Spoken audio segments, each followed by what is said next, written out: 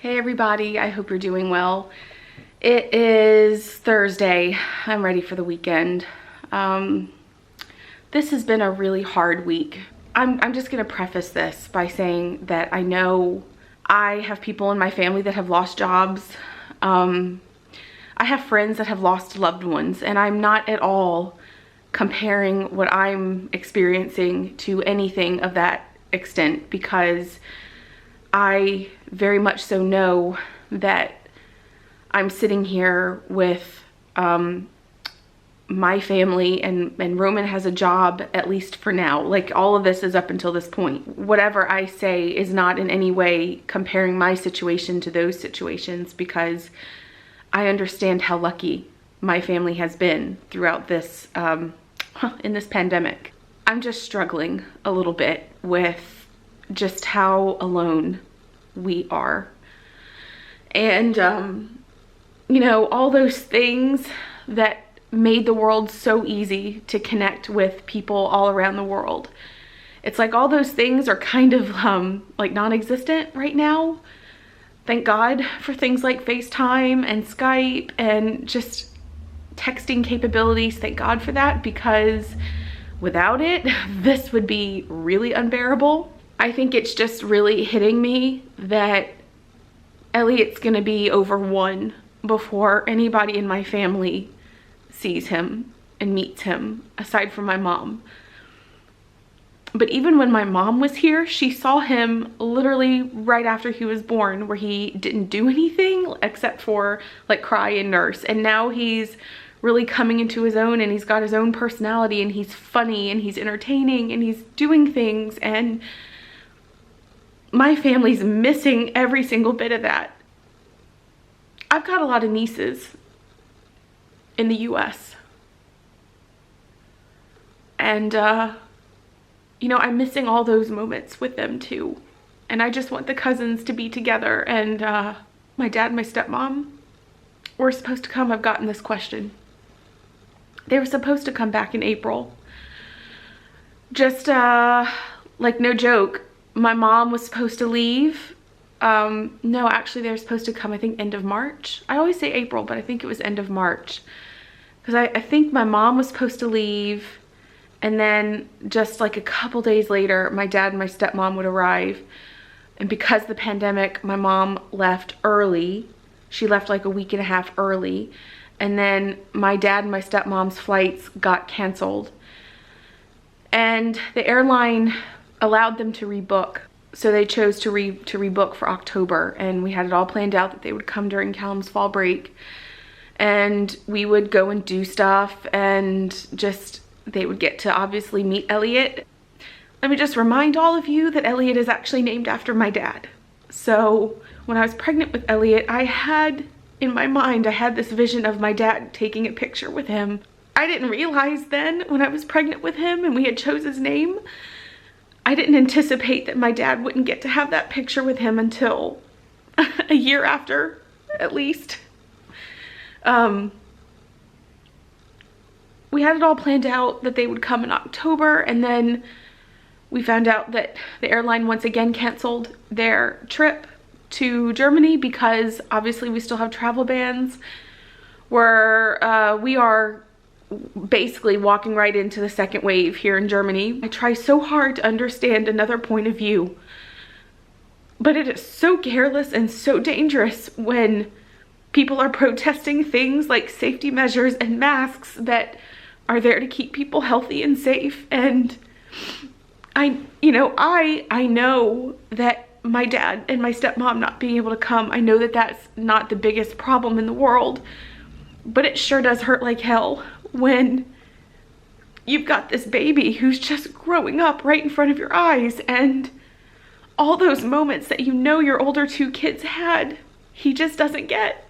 I think we are not talking enough about the mental impact that this pandemic is having on people. I did really well in the beginning of the pandemic. I was, I think I had those new baby hormones. Just, you know, I had my family, and we were safe, and we were healthy, and Roman was home, and the children were home, and it just felt like we were safe and cozy in our little home.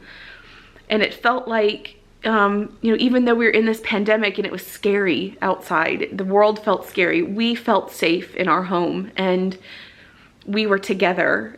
And what's hard is, like, you know, I send Callum and Linnea off to school and I hear on the radio about numbers going up in Berlin.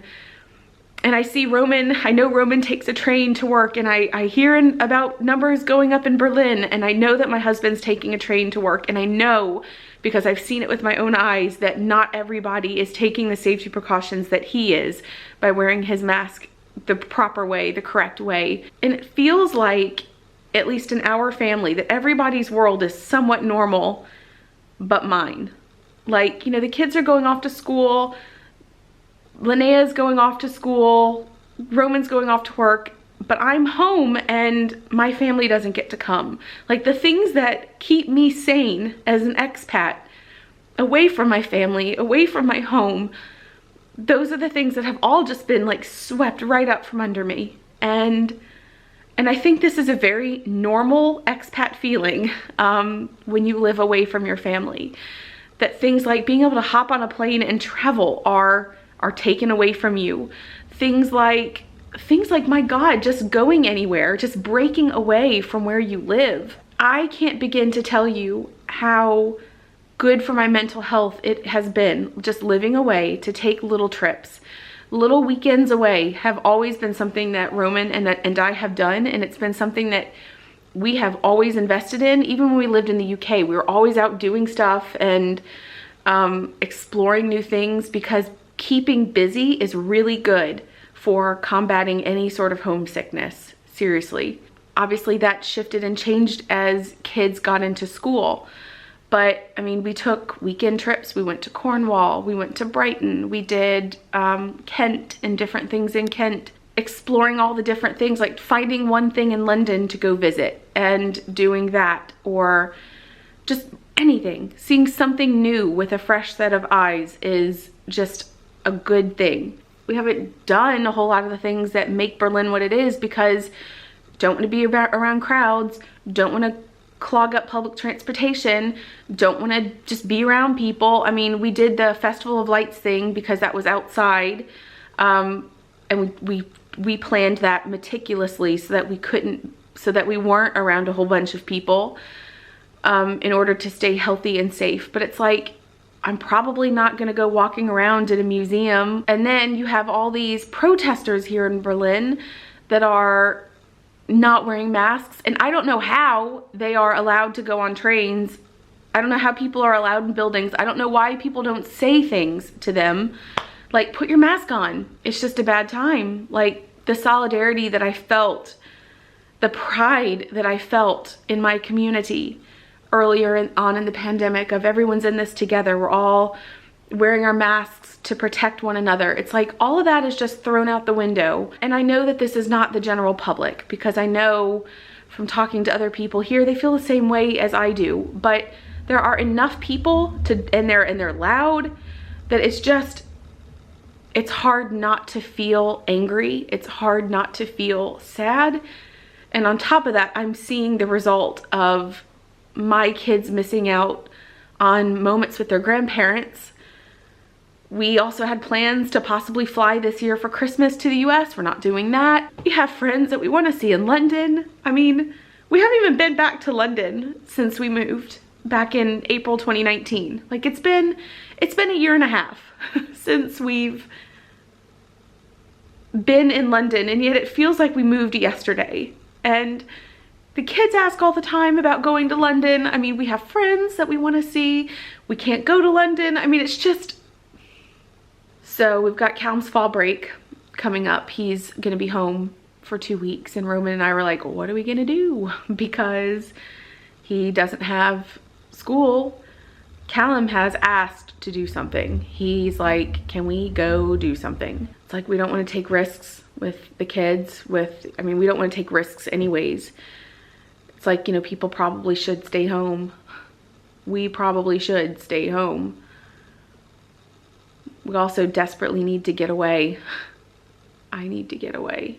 A couple of you have also asked about the housing situation. That is also a very sore subject because there is no house. There is no house to buy. There is no flat to buy. Everything is a 1 and 2 bedroom. I actually contacted a realtor and the realtor also verified that. So your guess is as good as mine. We have no room. It's becoming increasingly challenging to have Calvin and Linnea sharing a room because he's in school and has homework and he needs a place that's quiet that he can shut the door and do homework, and we just don't have that. We don't have that. We don't have it. And I was hoping, I guess in my mind, I thought maybe Christmas 2020 would be the one that we're in our home.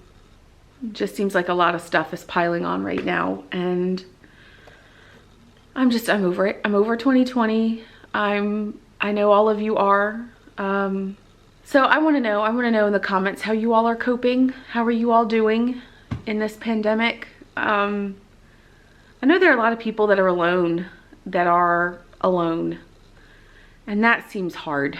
Anywho, I just needed to be open about my mental health, and I encourage all of you to do the same. So I just want to know in the comments, how are you all doing? I will do my best to respond personally to each of you. Yeah, how are you doing? How are you coping? How are you holding up? What's keeping you going? What are you struggling with? What's going well right now? I mean, just an update to know how you're doing is what I would love to know. So just let me know in the comments.